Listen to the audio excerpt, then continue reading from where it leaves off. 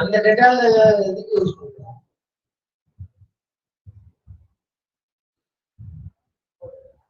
உடனே சரி விடு.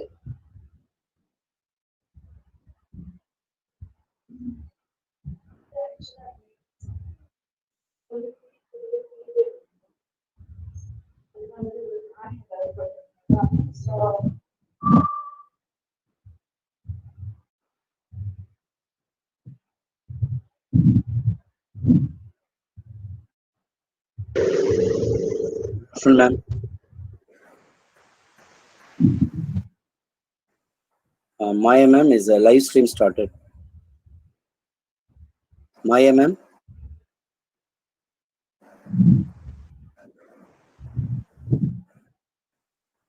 Shiva ma'am.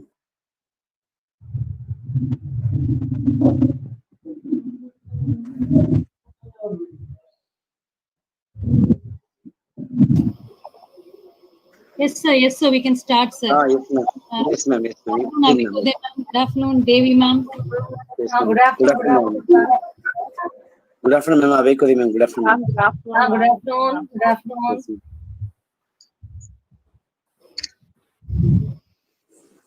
Good afternoon, Avekodi, ma'am. Good afternoon. Good afternoon, ma'am. Good afternoon. Good afternoon.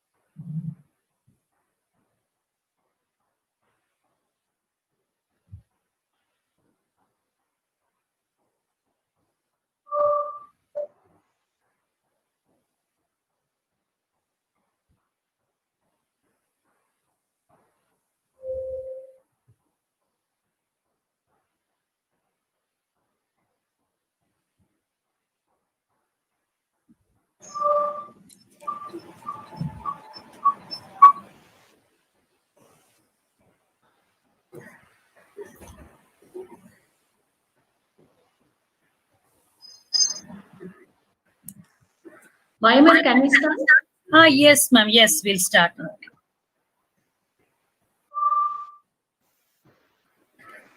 All birds find shelter during a rain, but the eagle avoids rain by flying above the clouds. Problems are common, but attitude makes the difference. By our former President of India, Dr. APJ Abdul Kalam. A warm good afternoon to one and all present here.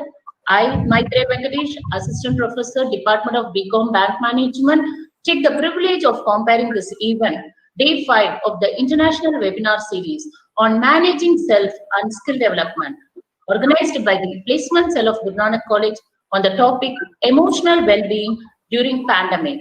General instructions to the participants. I request all the participants to kindly mute your microphone and disable your video to help us in the smooth conduct of the program. Participants can post your questions in the chat box, which will be taken for discussion at the end of the session. The feedback link will be posted in the chat box at the end of the session, and I request all the participants to kindly fill the feedback form. Now I invite Dr. T.K. Avekode ma'am, Associate Professor and Head, PG and Research Department of Commerce, Guru Nanak College, to welcome the gathering. Ma'am, please. Job placement is a service that educational institutions, employment agencies, and recruiters offer to help individuals find work. The placement cell of Guru Nanak College is doing a wonderful service in this regard. A very good afternoon to one and all present here. It gives me immense pleasure to welcome our most revered General Secretary இப்போ and வந்து Amit Mr. யூனிவர்சிட்டியோட in director, absentia, our Amit most யூனிவர்சிட்டியோட respected இது principal, வந்து இவங்க Dr. N. Husband G. தான் Raghunathan, Shiva ma'am, நடத்துறது. been a great can you mute? motivator behind sorry every sorry. activity of Guru Nanak College. I extend a warm welcome to the multifaceted resource person of the day, Mrs. Deepa Rajesh, Executive Director, Amit University, who is going to give a talk on the emotional well-being during pandemic. I heartily welcome our energetic and efficient placement coordinator, Mrs. Maya Lakshmi, who has been organizing a number of programs for the placement cell. I also welcome our Vice Principal Student Affairs, Dr. LRS Kalanidhi, Dean Academics, Dr. Savitri, Deans of other schools, COE Madam, heads of various departments, faculties from Guru Nanak College and other colleges, and all other participants. I am sure that this webinar will be of great use to all the participants. With these words, I once again extend a hearty welcome to one and all, and I thank the organizers of this webinar for giving me this wonderful opportunity. Thank you, ma'am. Thanks for your warm words of welcome. Now I call upon Dr. Devi, ma'am, Dean, students, and Associate Professor, Head, Department of BCA, to introduce the resource person for the gathering. Ma'am, please. Thank you, madam. A very good evening to all my dear colleagues, students, and faculty members from various departments, and one and all present for this international webinar on managing self and skill development, arranged by the Placement Cell Coordinator, Mrs. M. Maya Lakshmi. It is a series of webinars, and today is day 5. The topic of the day is emotional well-being during pandemic, by the resource person, Mrs. Deepa Rajesh.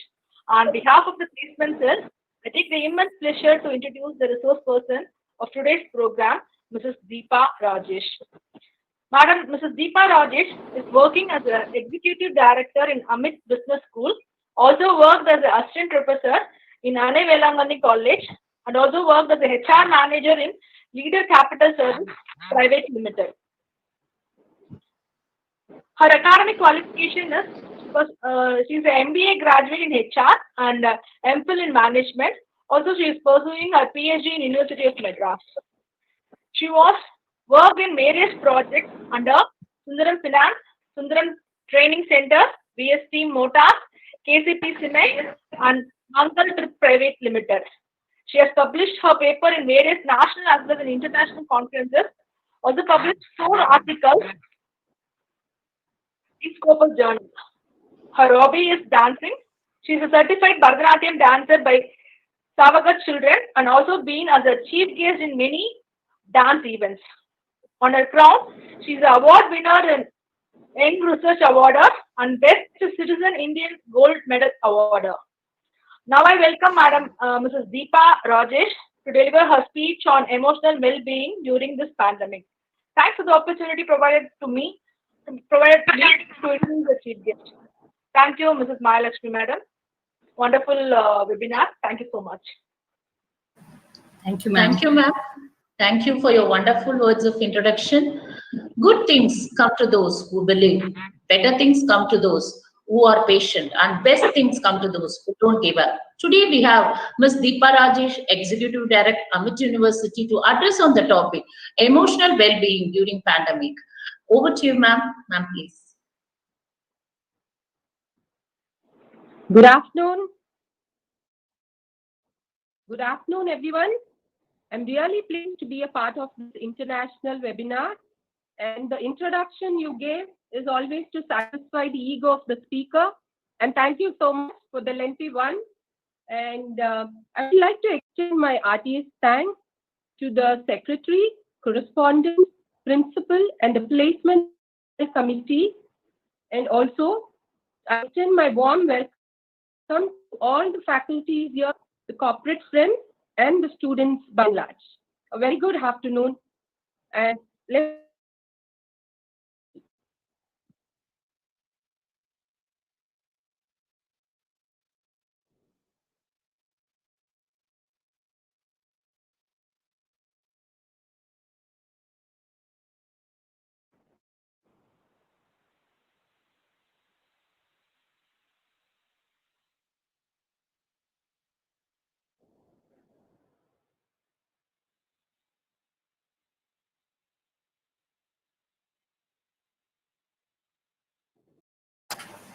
Deepa madam, you're not audible.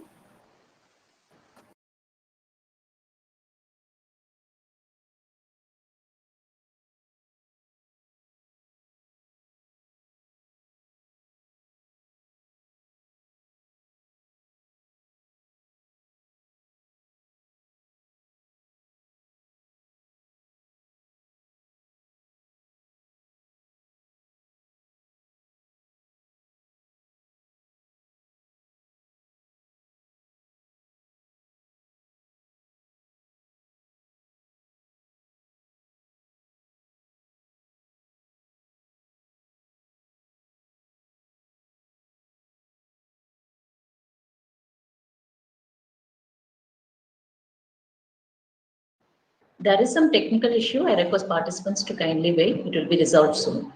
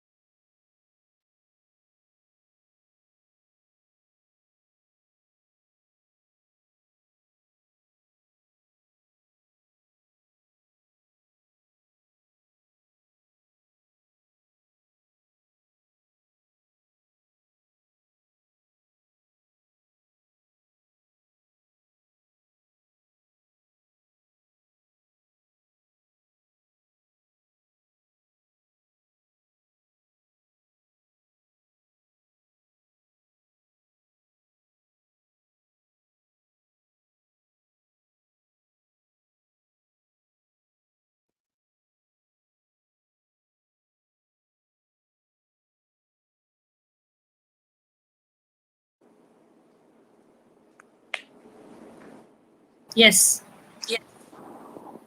Thank you, Maya. Shall we roll on?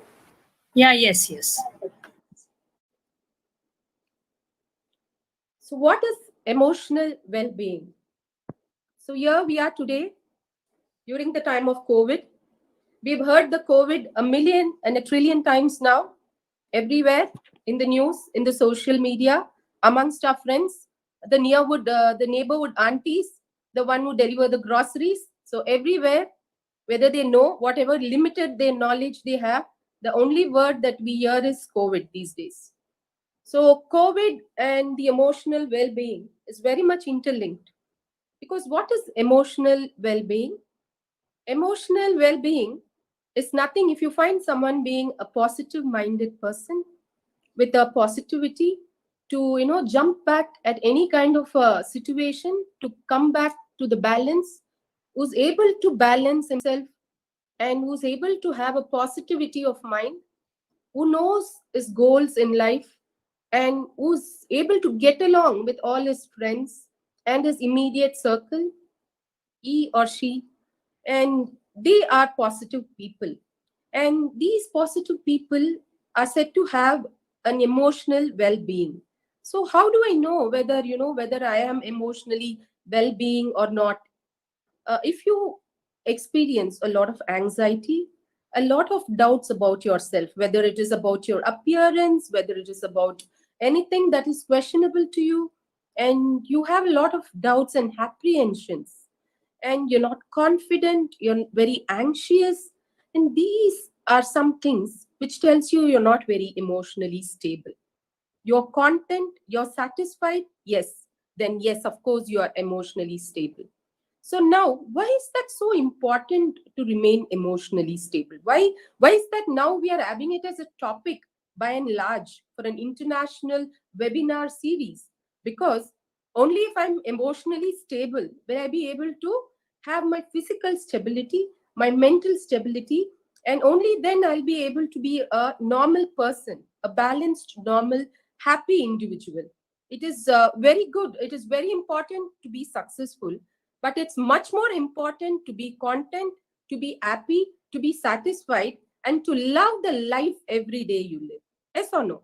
So we must be happy every day.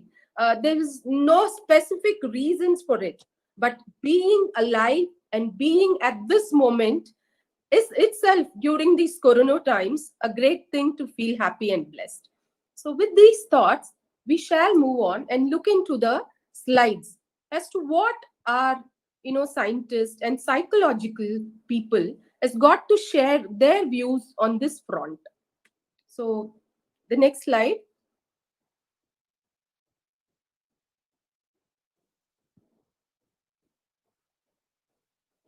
So you can see here, it's a bundle of many things. A little small things add up together. So it's like feeling comfort with yourself. It is having your balance in emotions, the way you feel about yourself, being comfortable, healthy, in all these things. These little things add up together for your emotional well-being.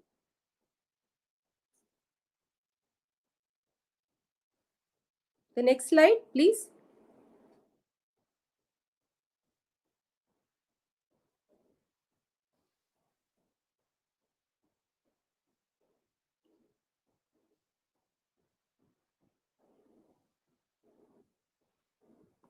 So what is emotional well-being? So it's overall psychological well-being, the way you feel about yourself. So today, how many of us feel happy? Yes. Do we all feel happy? Some of the students sad that you have to come to a webinar. Yes. No, I'll not make it boring. So please feel happy. And what is the quality of your relationships? Why is that is so important? It is important. What happens when we have a small fight with a friend or a family members? We get upset. So what is upset? It's an emotion, right? So what happens when you get upset? Your emotional balance gets tips off. So it goes to the other extreme. You get negative, you feel lonely, you want to be isolated for some time. It depends. Again, you want to scream at someone, or you have the choice to be calm and composed. So anything that tips off your balance. And the next one is happiness and well-being. Happiness and well-being. What is that? Happiness and well-being is so important. So every now and then, if I'm going to take this session with a frowning face, I'm going to tell everyone sit straight, no breathing, and no talking in between, and you should not smile. Will you like it? No. An occasional smile, an occasional nod, and a friendly demeanor, that's what everybody likes. And that's important, right? So happiness and well-being go hand in hand. So we must be happy with whatever we have, and we must try to balance, because we can go off balance during these times of pandemic when there are a lot of stressors outside. The environment is giving us a lot of stressors. So it's very easy for us to become off the balance. And who are emotionally healthy people? How do we know about emotionally healthy people? They are in control of their emotions. So they can easily control their emotions. They're able to handle life's challenges. So now what are we facing during this pandemic? We are facing a challenge.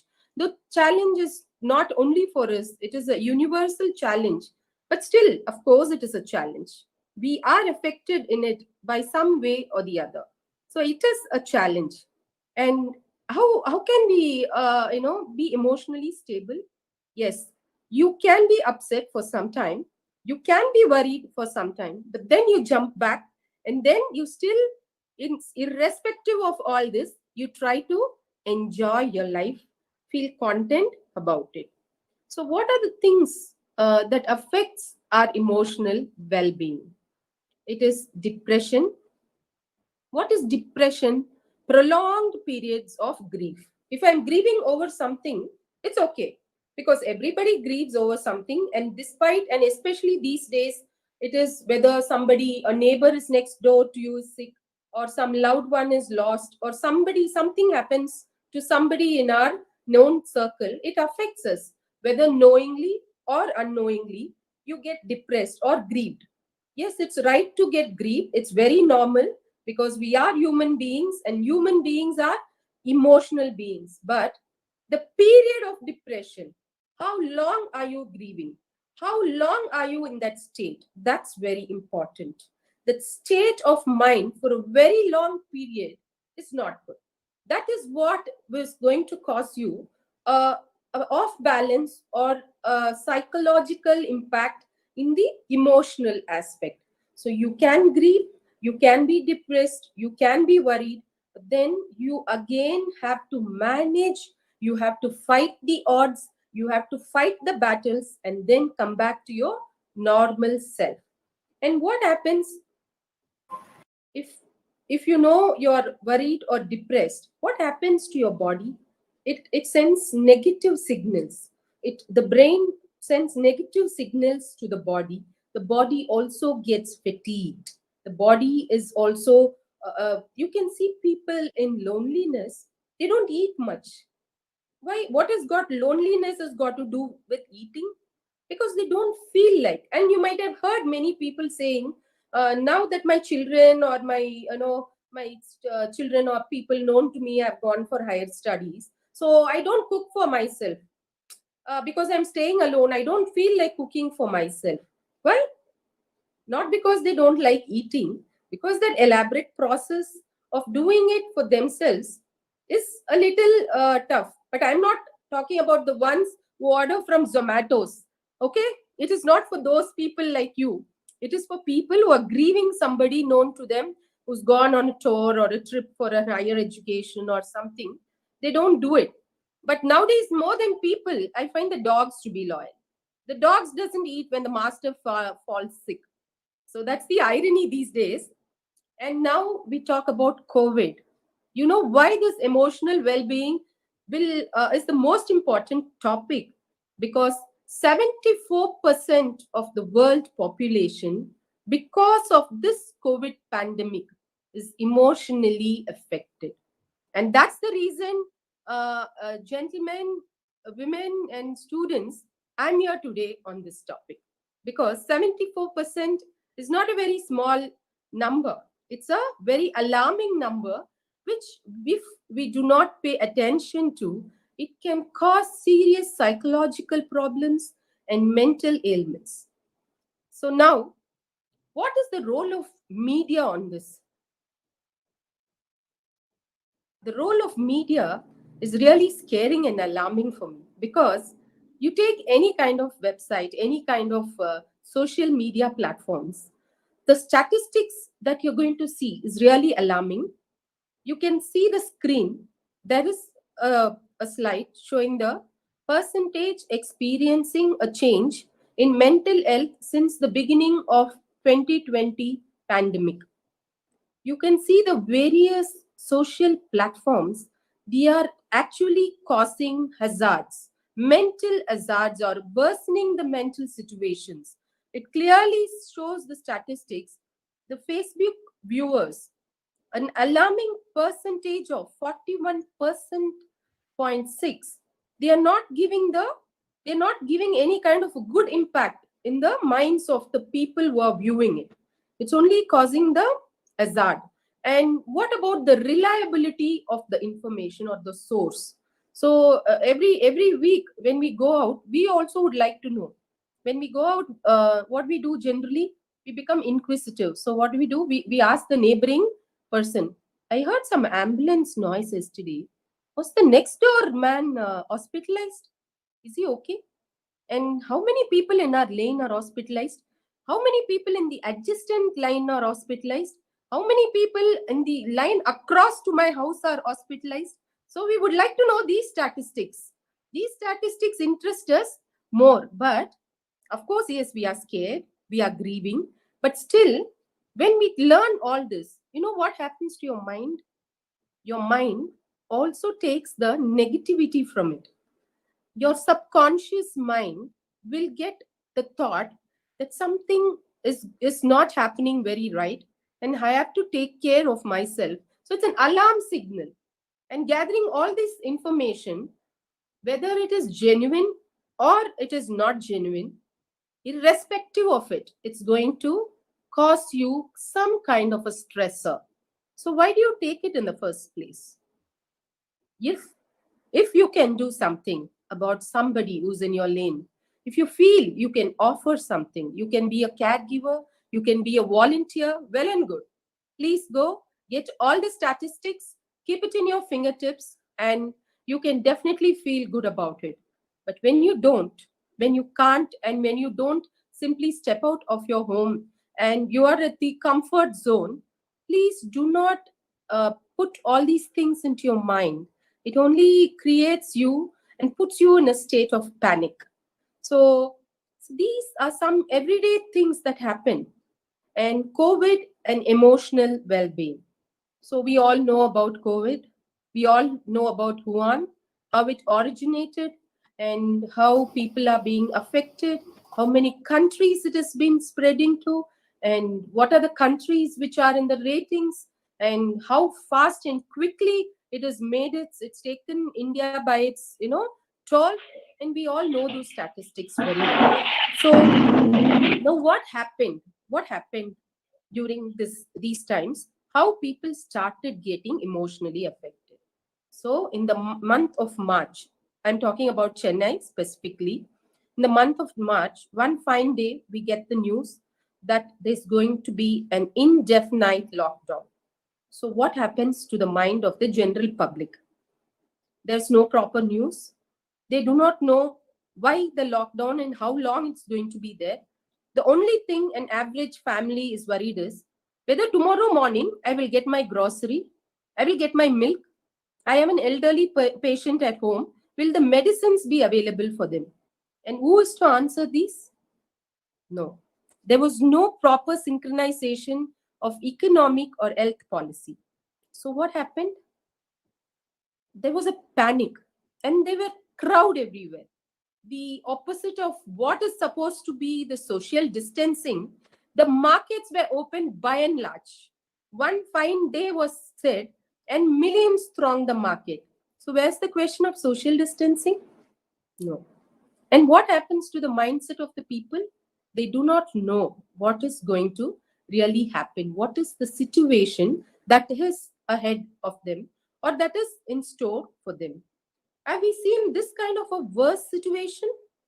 We have seen SARS, yes, in the year of 2003, in the year of 2015 in Taiwan, yes.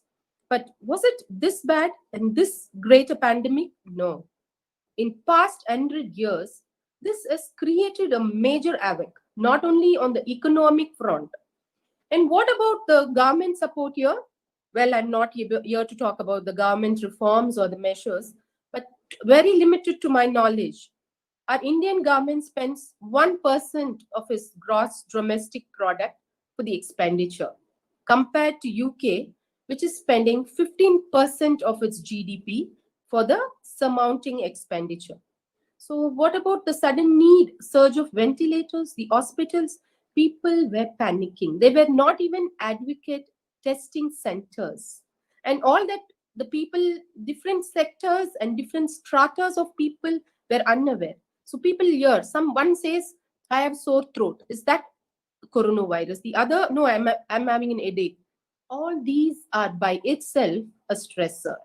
So what they are doing, they are people who do not have coronavirus. There was a person from the research news, a person Goyal in India, who recently committed suicide because he was not aware of his symptoms. He went to a doctor. He presumed and assumed that he had contracted coronavirus and he confined himself. And what he did? And he confined himself thinking that he could infect his family. But due to the prolonged confinement, isolation, and the mental stress, he died by committing a suicide during the period of the isolation. So, what has triggered the suicide? He is not emotionally well. Why?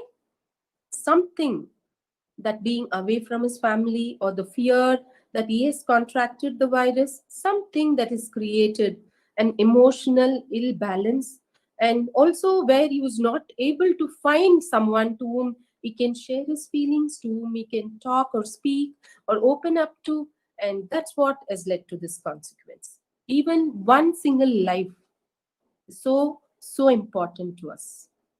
So that's why this emotional well-being is very important. It's very important. So as I was talking, so what is that is in future that is going to be in store for us? We don't know. So grief, as I said, grief is normal. Grief is acceptable. It's okay to be grieving, but When we do not know what is going to be in the future, there is one form of grief called anticipatory grief. And that's what you, me, and everyone are going through. So, what is this anticipatory grief? The grief where we do not know when this pandemic will end, what will happen to our career graph, the family, the savings, the expenditure, the livelihood, so many questions in front of us, which there are no definite and specific answers. Nobody can tell us. So we are having anticipatory grief. And this, what triggers this? And what does this do to our emotional well-being? No, it is not good for the emotional well-being. It tampers it. There are scary thoughts in our mind, anxiety, helplessness, and we do not know what is the future is in store for us. Every strata of the society is being affected, right from the young, right from the elderly, right from the adolescents, the disabled, the mentally sick, everybody, irrespective of their gender, caste, and creed, has been affected by this coronavirus.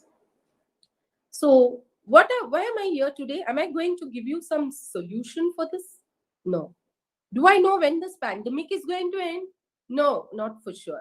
I'm also in that anticipatory grief, but I really don't know. So, what is that I can talk to you today about? I can tell you how to keep yourself emotionally stable, how to keep yourself grounded, how to remain stable, balanced during these times, and how you can help in turn others.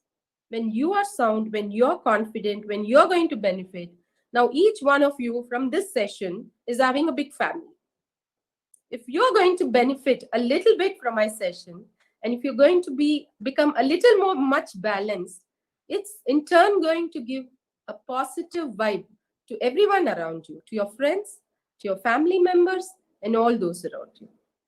So today I'm going to tell you how to look after yourself, how to remain calm, how to be balanced, and how to manage this tough wave that we are sailing now, and how we can get towards the road that is our final destination.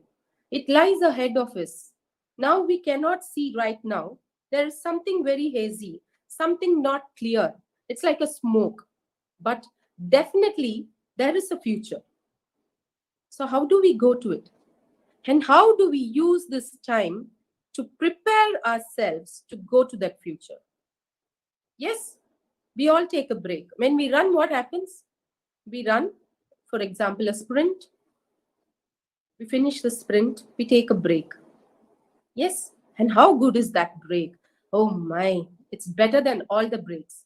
The sip of water is so delicious. That rest period is so amazing. Why? Because we ran. Similarly, when we talk about this pandemic, we are going to see how it's going to affect not only us, but how we are going to help others come out of it.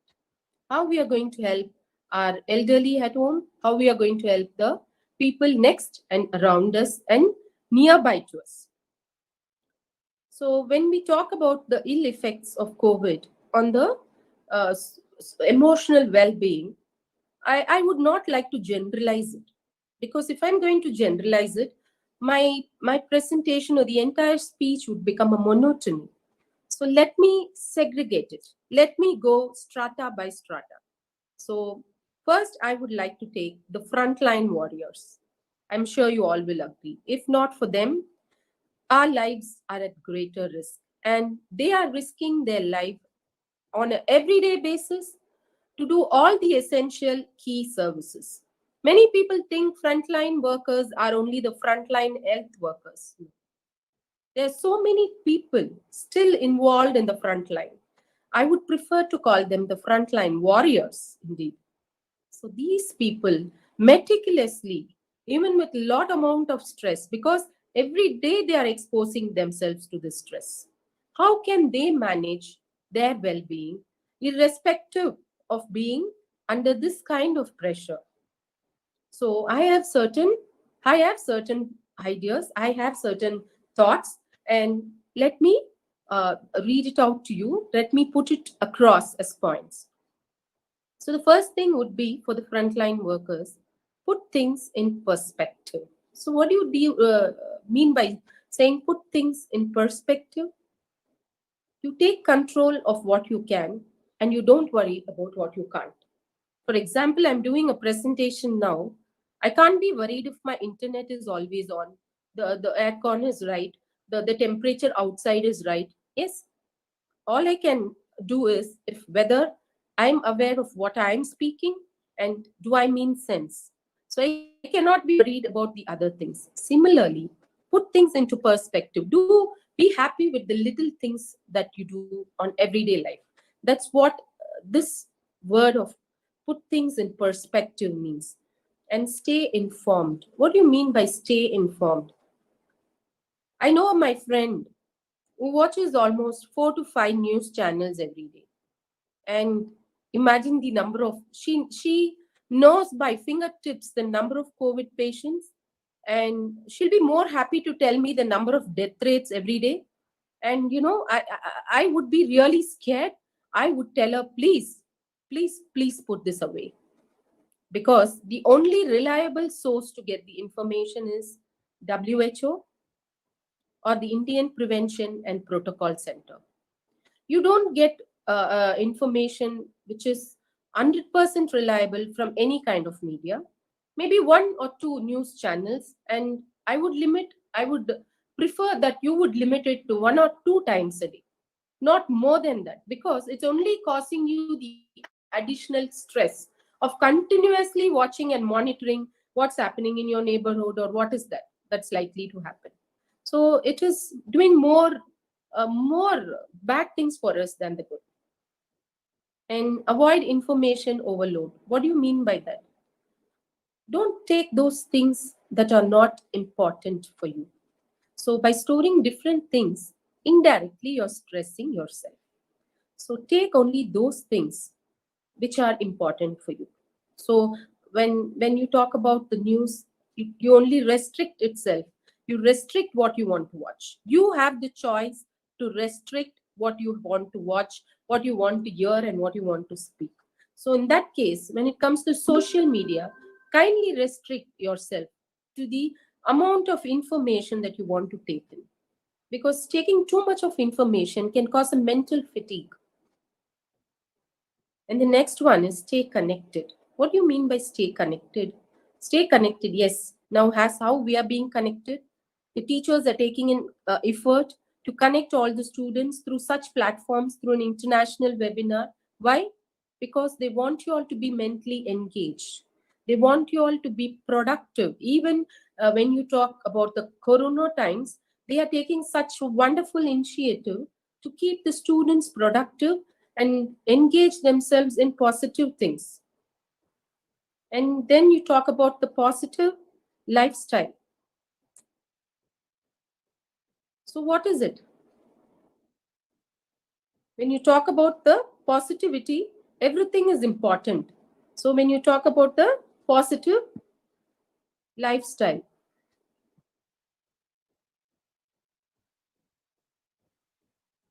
and what happens when there is a chronic stress? Continuously, when these stressors affect the frontline workers, what happens to them? They're not able to do what is important for us. The key services are being done by them. And when that gets affected, they will not be able to perform things up to their fullest self. And then what is the other one is maintaining a healthy lifestyle. What do we mean by healthy lifestyle? We have to take rest at adequate times, and we have to have a well balanced meal and take better care of yourself, which is nothing but indulging in activities which makes you feel you're good at, and which gives you a sense of happiness. It's not some activity where you're supposed to reach out to some place. It could be a small gesture of even getting your haircut done by your family members, a little bit of a manicure, a pedicure, anything that would, just uplift your mood. And know your limits. So what is that you mean by know your limits? You should know when, till what time you can hold the stress. If you feel at some point you're being too overwhelmed, either by a grief or anxiety, please immediately speak to your friends or your family members, or let it be anyone whom you have, a close association with, so that you don't hold upon this grief, because this grief will definitely develop into a depression later. And advocate for yourself. What do you mean by advocate for yourself? Speak for yourself. Speak your rights. If the frontline workers are asked to go to a situation that where it affects or it threatens their safety, they must put forth the requisition for a safety gear or a safety equipment, and also they can make a requisition for the flexible work timings. So anything where they can rightfully ask for what is being their their right or the privilege, they can definitely ask. There is no need to hold back the threats and any doubts with regard to their compensation. What if they catch the infection? What is going to be the treatment plan? They must be able to speak all this with their immediate boss or the supervisor. And last, and here we have the adhere to the treatment. If any kind of frontline workers is having a treatment, any kind of treatment, they must continue the treatment. They must not discontinue it at any cost. Because when you discontinue a treatment, it again causes more damage to your mental well-being and emotional well-being. When the body and mind is not coordinated, everything you do gets jeopardized. So, whatever kind of treatment, any kind of ailment, you must fix in online or a digital, use the digital forum and continue your medicines meticulously. Now, we'll see a little uh, case study which was done in the year 2003 uh, for the severe acute respiratory syndrome outbreak, and they found that the large amount of people, the study revealed a very alarming amount of people were psychologically depressed after the 2003 severe acute syndrome disease. Why this psychological imbalance is caused? Because of the loneliness and the isolation. And now we'll move to the next strata who's being affected by the COVID, which will be none other than our student fraternity and student community by and large. So students, so when we talk about students, we think of them as butterflies. They like to be colorfully dressed. They like to come to the campus. They like to interact with the friends, and they would like to engage themselves in all the activities. Yes, of course, studying, yes. And so all these things. And now when they are confined, they are stay put in their house, and so many restrictions, not only from the teachers, the parents also warning them, and the general outside public also in such an agitated state. What is going to be the impact of this kind of isolation on that young crowd? It says that when the young crowd are getting mentally affected, it's a case of alarming thing, because all the people with mental illness, they have been largely affected during their younger age. So, which means we have to look into this issue in a very serious way. So, what happens when the mental health is affected? The mental health will also have an impact on the physical structure of the brain, and it will also cause the damage to their cognitive ability, to their thinking, to their creativity, to their memory, as well as their concentration. So, what happens when all these get tampered? They also would not like to indulge in any kind of academic activities, because the mind is what that triggers positivity. It gives you all the good kind of feelings, and when that is being hampered in a situation like this, what happens? So how do we balance the emotional well-being of the students? So what Thus, Kara Wellman, a professor of neuroscience and psychology at Indiana University, says, so you see deficits in your ability to regulate emotions in adaptive ways as a result of stress. So she feels the stress has got a such greater impact on the minds of the individuals. And what happens to the student community is who can help these students? The students, the main help, I feel, the buffer for the students are the teachers. So the teachers are the people who come and who can rescue the students in these kind of situations. So what could be the different ways when now that we have switched over to a new platform? The teaching has lost its traditional way. We have switched over to the one fine day we are all using the digital form, the online form. So what is the impact of this? How many students are able to manage this transition easily? How many students are able to afford the kind of resources required for it? How many schools or how many forums or how many portals would provide the resources that are required for them? This everything is questionable. And a research study says that a research done by the Education Trust during this COVID says that only 24% of parents say that their children's school was providing them materials and other supporting equipments. But the other segment of the people, especially the non-English speaking children, they feel that they were left out, and their either the school or any kind of forum they are associated or any kind of institution, they are not supporting them in any kind of way. So don't you think it's a stress by itself when you know that your own classmate, one of them, are able to go visit the online classes, attend the classes, and you do not have the access because of the language problem, because of your the way, because you move to a different place because of the pandemic. Because when a family takes a situation or a demand requires you to move to a different place, so all this will emotionally again cause a lot of damage to the students. So what can teachers do when these students attend the online portals?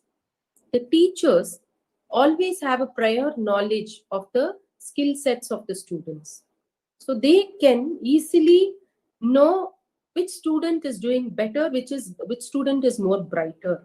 And they should have in between talks, in between frequent talks, checkups on different kind of students. When they know some children belong to a different background, she or he must immediately spend few minutes in inquiring about their condition, the health condition, the family condition, and the financial stability, everything. And what could be the other things the teachers could do? They could tell them whether, what kind of curriculum would match their interest. And they should give them the different options of multiple opportunities to demonstrate their learning abilities. It can be not only through a test, it can be through a oral quiz, it can be through any kind of way, a fun game way. So any kind of way where the learning can be tested during these tough times. And taking stock of student knowledge and skill is very important. And also teachers can ensure what new topics can be covered easily using the online platform, because certain topics are not very easy to be taught using an online platform. Because being a teacher myself, I would know the difficulty of doing it. So there are certain topics which can be easily taught using these kind of portals, and we must switch over to those things. And what are the other things the students uh, can be doing for the well-being of their emotion?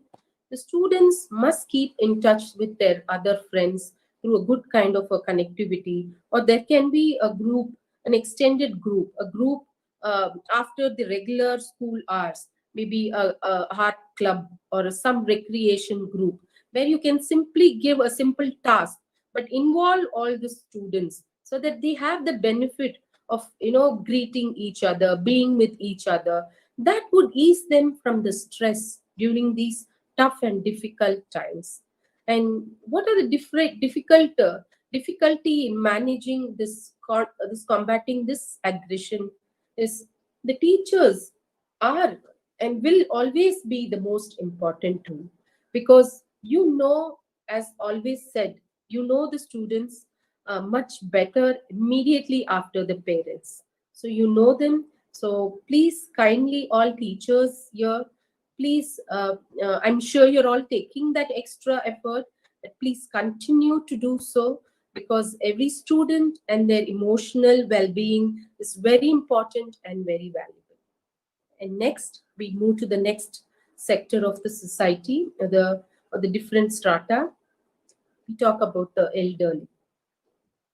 So when we speak about the elderly, so every household definitely will have an elderly person, an elderly a grandmother or a grandfather or somebody who's ailing, and we have to look up to their needs. So what happens during these times? So I remember William Shakespeare's quotes. He says there are two times when a human being becomes like a small child. One is as it is when he's growing up and when he's a child, and again when he's aging, and again when he's growing old. So now, when even many people can understand the situation, it's very difficult for a person who's really old to to understand the meaning when I say please don't go out for an evening walk. It's very difficult for them to understand initially, and it will definitely take an emotional toll on them, because some, they might have their partners, some, the partners might already be lost, they might be in solitude, and these long walks and being in the parks and going away and doing their own library times are their only solace. And when we restrict them, it's very difficult for them to comprehend, to understand, and to be adjustable with us. So, what do we do? So, and why is that we restrict them so much? Why we are also equally being tough with them? Because, as we say, as we know about this acute respiratory syndrome, it easily affects the people who are less immune, who are old, who have different kind of ailments. So that's why we do not want to risk their lives, and that's why we are being more confined and more strict with them. So what about the regular schedules or appointments or other things? So you can limit it. You can have an online visit during these days. You can sit and talk to them, and if they have loved ones abroad, try making an internet call or an some other video conferencing where they are engaged, where they can speak to their loved ones, where they can be in touch, but still at the same time they don't feel more low in their emotions. So this is what we can do. And if you're a volunteer and if you know somebody who's there nearby across your house or something, I would also suggest that they can sit out in the evenings and just you can just lend some of your books if you have any, of course only after sanitizing and things like that.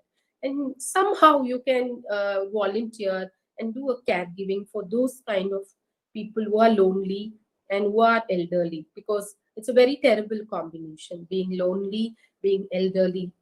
Definitely it would take a toll on your emotional health. So they need that reassurance, and time and again you can visit them, but you have to restrict and you have to enforce on the social distancing norms, and you have to still be able to help them feel connected and feel involved. And now we move on to the next important segment, the homemakers. So, homemakers, everyone, irrespective of a teacher or whatever, a woman is definitely a homemaker. So, besides the regular work of whatever we do from office, we have the work of looking after the spouse, looking after the children, looking after the family, the cares and needs of everyone in the family. So, it is a vicious circle which doesn't take a break on a normal day, And don't ask me during the days of Corona. It is an endless task. So it is, we all deserve a pat for ourselves for doing it and still being able to, to be here at this moment. So it is a task. It is a task. So what about these people? What about us? How do we keep ourselves balanced? Every day, definitely you must take 1 hour off for yourself. Whatever you would like to do, I would seriously suggest a day, 1 hour for yourself. And a pet definitely, yes. And even when we talk about corona and things like that, if the pet is going to be confined and it's going to be at home, then I'm sure it's not going to be a threat or something. So a pet will definitely uplift your mood, and also a good connection with your friends, a support system, a family, and that will really elevate your mood. A good my best friend would be a good evening coffee with myself and the sky. So that is one way to, relax, to shut the world behind and to connect with the eternal bliss. So these are different ideas of doing it. And also the lovely walks which we miss these days. But of course, yes, we can switch on to the meditation, which is another form to keep the mind calm, and to calm and to come to an alignment, come to a balance.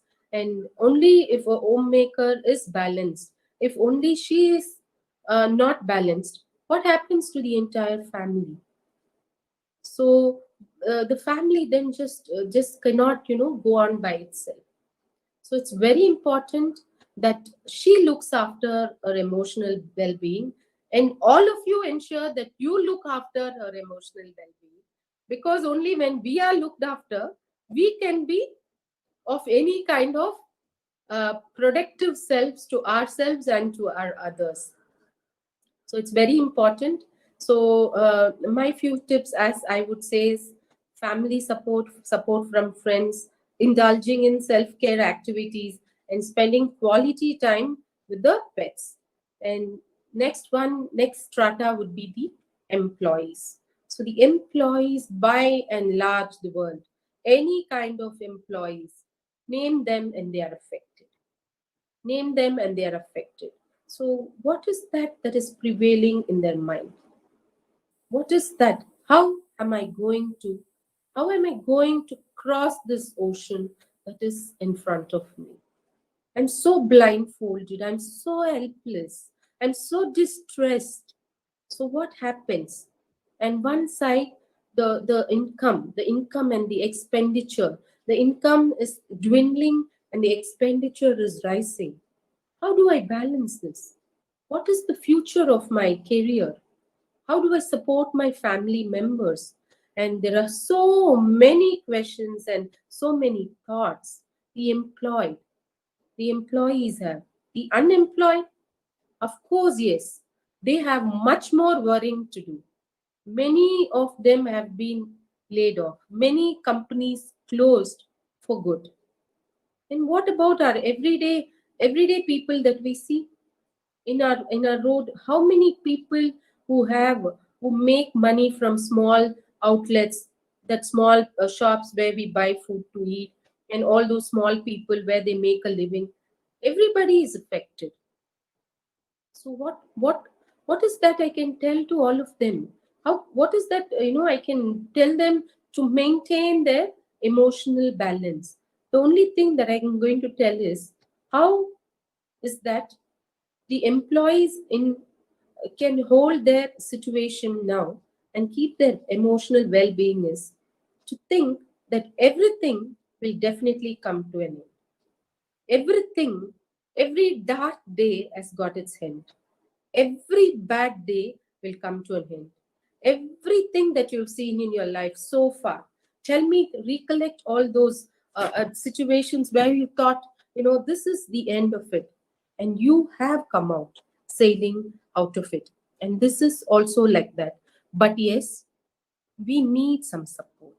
We need some support in the form of subsidies and resources from the government. Good souls are there out there. volunteers out there helping the poor people, helping the needy people, helping the people who are in grave need for their basic essential things. So it is very important.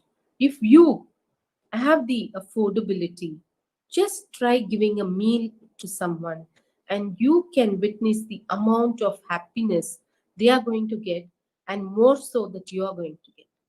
Definitely, during these times, I would only suggest it. I would suggest it if you can afford it, if you can have the means and the ways to do it, even it in a small way, it does make a lot of difference to not only the emotional well-being of the others, but also to yourself. So, what the concerns or the employers are doing and what they can do during these times is to make the communication channels more transparent. So instead of and be more flexible with the employees. Instead of laying them off, they can give some work which can be done at home, which can be done at home, which can be done by themselves. So something where they alternative means, instead of totally laying off them off, instead of totally saying there is no work, you can think of some way and mean where you can provide them an alternative way, because survival is the basic thing that these days. So, and what about their emotional well being? You can have some online forums and invite some motivational speakers and call your employees and organize a session. Through a lot of speakers are there, a lot of enlightened people are there. They can give you a very genuine advice as to how to maintain your emotional well being during these difficult times, how to keep your psychological self in control, how to hold on, how to hold on till this rough sea gets smooth. So all this is very important. And mental health counselors are also available. These people also can be get in touch with, and they can come and counsel the employees. And now we have AL chatbots. We have chatbots. Yes, we have automated, animated chatbots. And these chatbots can converse with the employees through digital forums. They can ask queries, because if you're in a normal workplace, I can speak to my superior and ask a doubt. If I'm doing a work in online forum, every now and then it's not realistically affordable to call the superior. So a chat bot or an interactive bot where it can answer my queries, it can clear a certain amount of my doubts, is definitely a welcoming thing during these times of crisis. And employees awareness campaigns can be conducted. These campaigns can be conducted through online and digital forums, and they can be taught about the infection, they can be given information, and also they can upload certain details for the well-being of the employees. And employees can stay updated during these days by having acquiring new skills, and new portals and new kind of skill set can be taught to them. So this time, instead of thinking this time as a lab, if an employer feels his employee is valuable, he can utilize this time, and he can impart a new skill set and make them more enriched, more powerful, also during these corona times. And what else the employers can do? He can assess his culture. How is this culture? What is going to happen post pandemic? People are going to come to the office. How it's going to be? What are the safety norms? How about the social distancing? How about the work etiquette? What are the timings? There's so many thoughts in people's mind. How am I going to be? How many people are going to come along with me? Where am I going to sit? Who's going to be doing the disinfecting part? So there's so many boggling queries in the mind, one over the other. So these things can be addressed one by one in through the digital forums. The required concerned official can speak to their clients or their concerned employees, reassure them, and make them feel, no, we do care for you. Yes, when we come, you come back to us, you are valuable and you will be looked after. That kind of a positive mindset, if you can give to your employees, they feel valued. They feel valued. And what are the other things that's very important? is flexible. The employer must learn to be flexible with the employees, the flexible timings of work, the flexibility and a little leverage. There's no deadlines now, no targets now. Unfortunately, I really do not know about the concerns who still give deadlines and targets, but on the whole, I feel that's not there, and I feel it should not be there, because again, this is a situation we are already under pressure. We do not want to have some more pressure working from home, and we want to be doing the work and with a little flexibility, catering to the needs of the family, also being a part of the society, and still being a good employee. That's what we are looking at, and that's how we're going to do it. And what are the other things that can be done? You must act with empathy. Now, what happens? We are all getting fatigued. So, what is the fatigue that we are having? What kind of fatigue is this? This is the compassion fatigue. We are getting compassionate and we are getting fatigued. We are worrying about someone. When we hear someone is dead, someone is young, someone is known, someone is unknown, all this affects us. Whether I get corona, I don't get corona, that doesn't matter anymore. Whatever is happening around me has already affected me. I'm part of the system. My mind has already been tipped off its balance. My mind has already been agitated with lots of news that is not required, and lot of uncertainties, perplexed things. I'm totally confused. So I don't need some more of it. So I am going to do things that which I know is stable, which is not going to change, which I do not know. So let me not go into the future.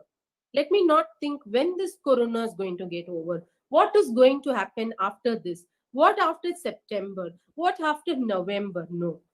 What am I going to do in this August? Even if I'm going to improve myself 1% or 5% from what I am to what I'm going to be, that is a great, great victory. If I'm someone who doesn't have even the basic idea of doing exercise, and at least if I'm going to start off with some kind of a routine, that by itself is a good start. So these coming months, what am I going to do? I'm going to do things that are going to help me. So what do you mean by that? What are the things that going to help you?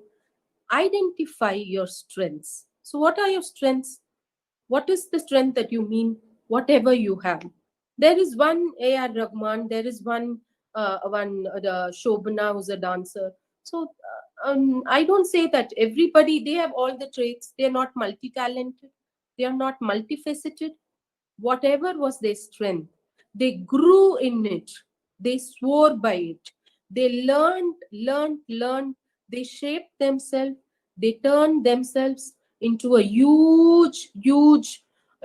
huge person in their own activity. So identify something that that is important to you. Identify something that's very valuable to you. Start looking after that. Same way, groom your emotional self. Keep saying good things about you. When you get up in the morning, say good things about you. Speak positive things about you. Don't speak anything negative about you. Yes, today I'm alive, and that it's a greatest blessing. Yes, during the times of corona, that is a greatest blessing. So be filled with gratitude. Filled with gratitude. So these are very important things. And now we look in detail to what are the other important things. So take some physical exercise. As I said, you cannot walk, you cannot go out, but you can do a little bit of exercise, and you can get some fresh air and exposure to sunlight. Every day you can see your WhatsApp flooding with messages. Drink this concoction, drink this medicine, do drink this herbal tea in the morning, do this yoga in the afternoon, drink this herbal tea in the night. So I am confused with so many things. I have taken my own few preparations and I stick by it. I don't try and experiment everything. So what is suitable for you, find a health routine to boost your immune. Because now the word is immuno-boosting. Everywhere it is, you drink vitamin C, you have amla, you have ginger, and you have, the different names of all the herbal medicines. So whatever is known to you, whatever you've been doing it, stick to it. Include a lot of fresh vegetables, include a lot of fresh fruits in your diet. And when you feel that some days or sometimes that no, I'm stuck into it, look at somebody who's in a much worse situation than you. Think of those people whom, when you commute every day, those people, those passerbys, those people on the roads, those people on the living on the streets. What about them? Aren't we privileged? Aren't we much better? That by itself will lift your emotion. That by itself will make you feel very, very much better. And as I said, identify your strengths and weakness. Practice gratitude is very important. I don't know how many of you all spend time with your parents, your grandparents. This Corona is a great time to do that. Spend time with your family.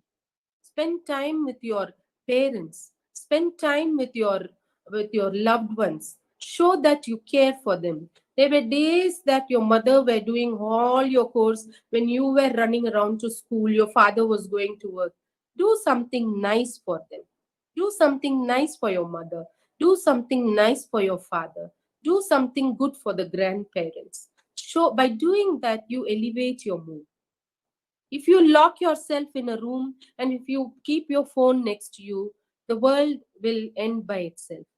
Keep the phone away, open the door, go sit next to your grandmother, put your hands on her lap, and ask her, Grandmama, what are the things that I did when I was small? I'm sure she will have stories to tell you for 10 days. Listen to it. Listen to it. She feel happy. She's given you everything. And give her that time. Do that for your parents also. Do that. That's my own suggestion here. And manage your stress. You will be stressed. As I said, Corona is the word we've been hearing, but manage it. Put it in control.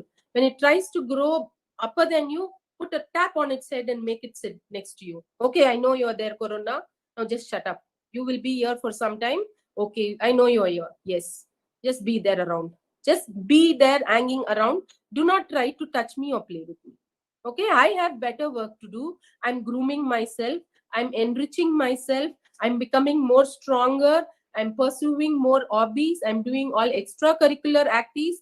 So, Corona, don't think I'm, in isolation. You are the one in isolation because you are outside alone and we are all inside the houses. So, you are the one now who's in isolation. You are outside alone. Whereas we are all inside. We are all doing our regular activities. We are doing enriching activities. Yes? So we will threaten Corona, and what shall we do? Now, let me come to the very end of this session. I have a few slides. You can go through the slides. You can also request to take my slides later on if you find them useful for your own personal use. And what would I like to say at the end of the session is, today, as I said, I'm not going to tell you some gyan. I'm not going to teach you some mantram in this 1 hour. Nothing. I'm going to say how to feel and be happy with what we have. How to feel content, how to feel balanced during these trying times, and how all these different sectors and sectors of people can do it. So it might be okay sometimes for you to feel annoyed and things like this, but feel the emotions, recognize them, and give them their time and space. But emotions must move on. If you keep holding to a grief, if you keep holding to anger, it's not good. Whatever it is, it must move on. It must gradually go. Focus on the present and turn your focus to what you can control. So it might be okay to put your cell phone down because you don't feel like seeing what your others friends are up to, and you don't want to know what they are doing it all the time. And you don't have to look into that person who says I'm productive 24/7. It's okay.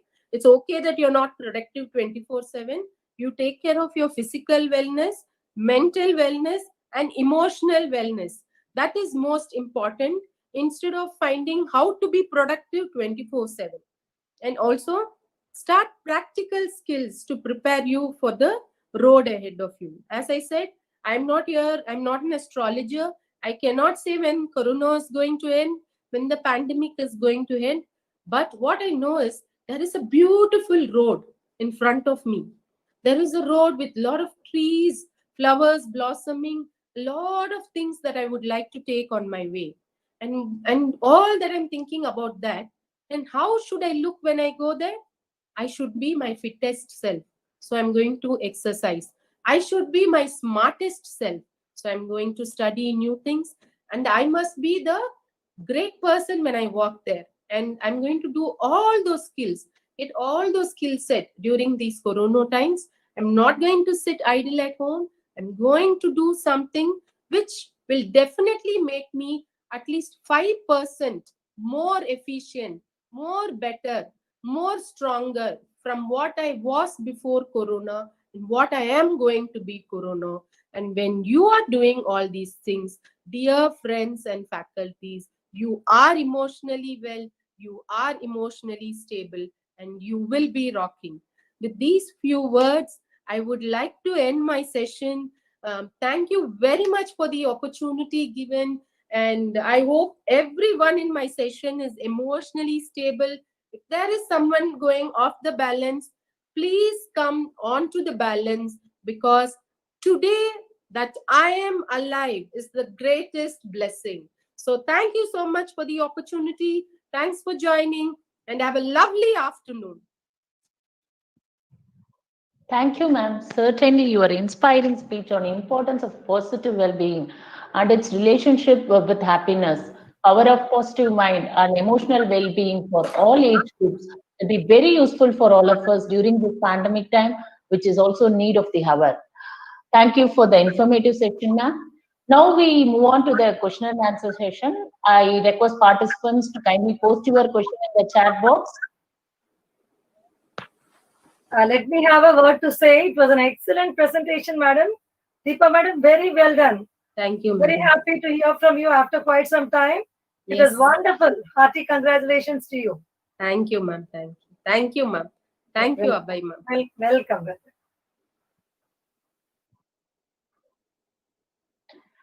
Ma'am, there is a question. Some Okay. tips to be always positive while doing class.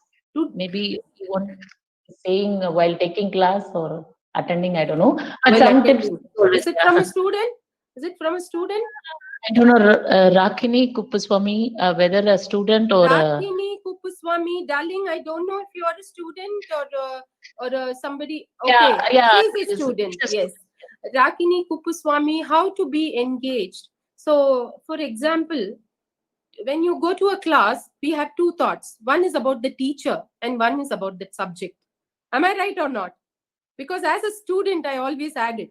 So now, when you enter the class, yeah, I understand, it's right. So now when you enter the class, don't be biased. You just go there. You sit through this session, and what I'm saying is the session may be informative. The session might be from your favorite teacher. The session might be from your favorite subject. But what you sit and you try to first concentrate.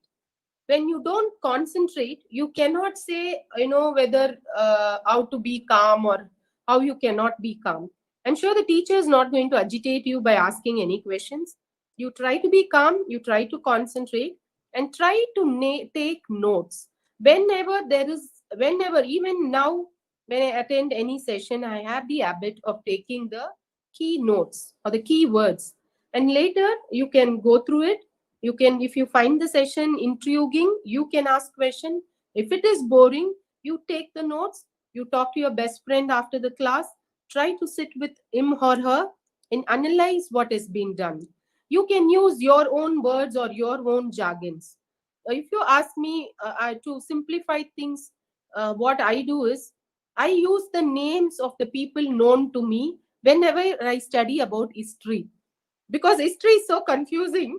I'm sorry for all the historians, but I always use it and associate it with my known people. My grandmother becomes some kind of a queen, and all the other people become the other kings and queens. Easier for me to remember. So you can, there are many tips, Rakini, and I can go on and on, but let me give the benefit of the others also to ask some questions. And so I would suggest just take some notes and sit next to your best friend. And when you are able to understand, great. When you're not able to understand, get back to the friend, or you can get back to the teacher himself or herself later. Yes. Thank you, ma'am. I don't see any other questions in the chat box. Okay. Just check.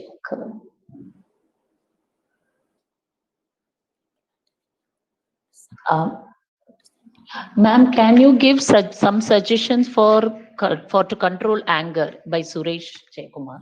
Control anger. Suresh, you are you get angry very much, is it? So what do you do? Suresh, I'll tell you one thing.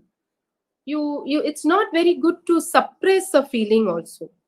It's not good to suppress a feeling. So if your anger is within the control, that is, you don't throw objects. If you know, now that I'm speaking, don't get angry. So if you can control it to an extent, I don't feel it's wrong in being angry. It's okay to be angry. Everybody gets the right to be angry, but it is how much of it, how much of anger you get, and how long you're angry. If Suresh, you're angry from morning to evening, that's wrong. If you're angry for half an hour, it's okay. Be angry. There is no need to bring your anger down. Okay? But do not be angry from morning to evening, because that is not good for your health, is not good for the others also. So when you get angry, the simple thing is, try not to talk. That's what I do. Because when I am angry and I speak something, I do not know what I speak. So I intentionally or unintentionally try to hurt others. So if you can, in spite of being angry, try to manage being in silence for some time, and then spend, after 1 or half an hour, go and think back at the situation of what happened, what triggered your anger. Definitely you will know who was at the wrong and who was at the right, but not immediately. For the next 1 hour, when you're angry, you are angry, irrespective of whatever it is. When you think of my advice, you will be angry with me also. So don't think of me at that time. After 1 hour, you sit down, spend, buy one nice tea or a cappuccino, either to the Starbucks or whatever. I know the Phoenix is just opposite to Guru Nanak. Just go, sit down, and then think, and then you will know on whose side the fault is. If you feel you are wrong, and definitely apologize. Definitely do that.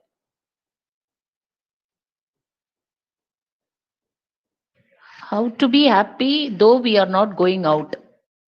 Yes, you can still be happy. Look at me. Do you see any kind of sadness in me?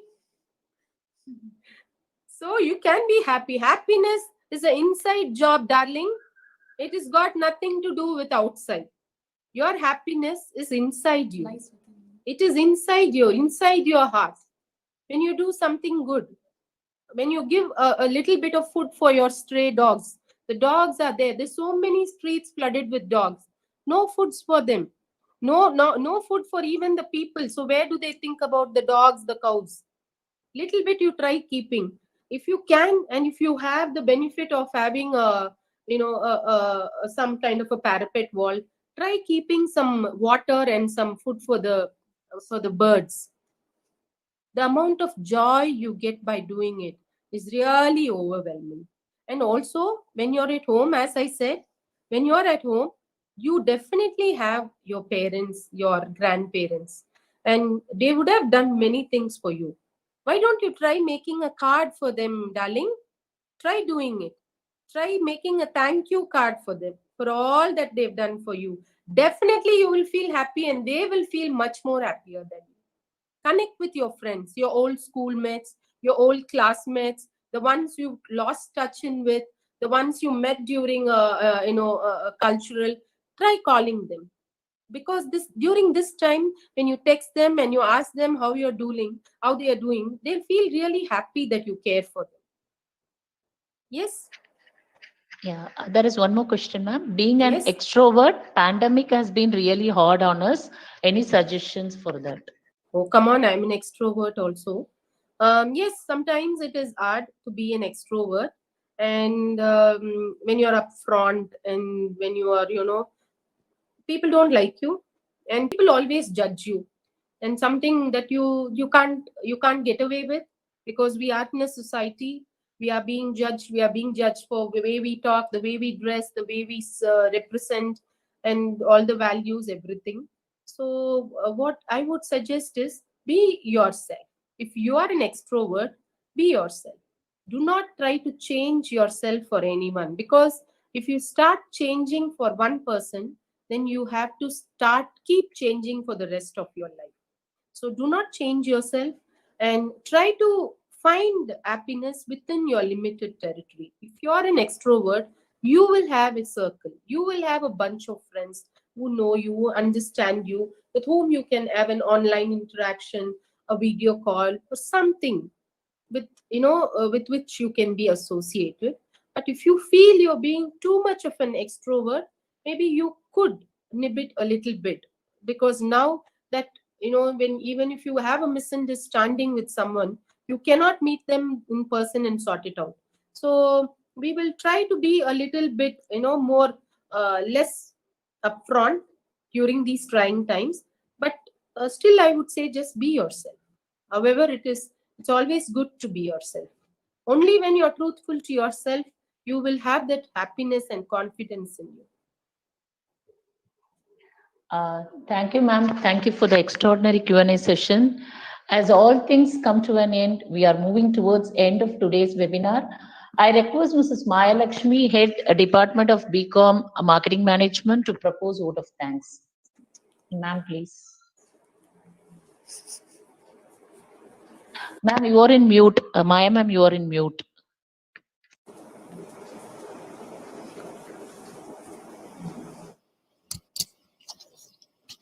So good evening to all. On behalf of Placement Cell of Guru Nanak College, I consider it as a great privilege to propose the word of thanks who witnessed this webinar on emotional well-being today.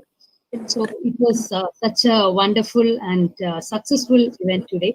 And I take this opportunity to thank the management, our respected General Secretary and Correspondent Sardar Manjit Singh Nair, our principal, Dr. M.G. Raghunathan, for giving us the freedom and encouragement to explore this webinar, to keep ourselves and our students abreast of the latest happening in the industry and in the country during this lockdown period. And I also would like to thank our resource person of today, Mrs. Deepa Rajesh, Executive Director of Amet University. Madam, it was a wonderful session, and you have already covered all the emotional qualities and individual experience, and how you explained about the connection between the mind and the body, and how we should be emotionally control ourselves during this pandemic. And it was also given valuable inputs about emotional well-being to our students. Definitely, we, the staff and students, need a lot of inputs during this pandemic period. So it was really wonderful. And you all explained about the current situations all over the globe also. Thank you very much. And thank you for patiently clarifying the doubts of the students. And once again, thanks, Madam Deepa Rajesh. I would also like to thank the deans of various departments, the HODs, staff members whose support was there for arranging this webinar. And without their support, it was really not possible. I would like to offer my gratitude to all the participants from Tamil Nadu, from North, from I think all over India, I would say, and also some people are there from other countries also. So I like to offer my gratitude to all the participants whose presence in this webinar made a grand success. Last but not the least, I thank the Almighty has given us the strength and energy to make this event possible. And one more thing, participants, I will now put the feedback link in the comment section. You can fill it. And one more thing, tomorrow we have a session on stress management by Dr. Manoj Krishnan. He's an expert in stress management from University of Kerala. So I think you can explore him also during this situation. So I welcome you all for tomorrow's sessions. We have 2 more sessions and the webinar will be ending by 2nd of August. So thank you one and all.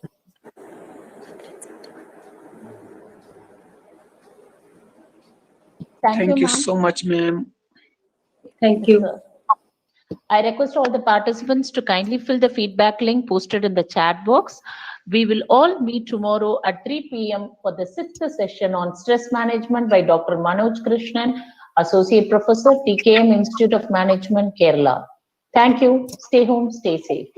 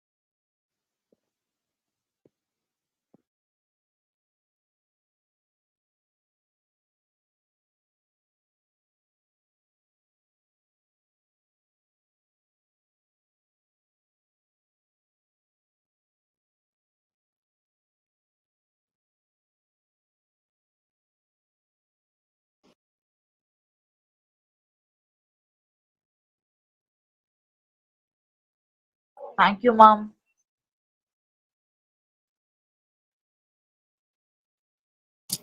Thank you. Thank you. Hello, madam. YouTube live stream is nipati. Thank you, ma'am. Thank you, ma'am. So thank you. Okay, ma'am. Okay.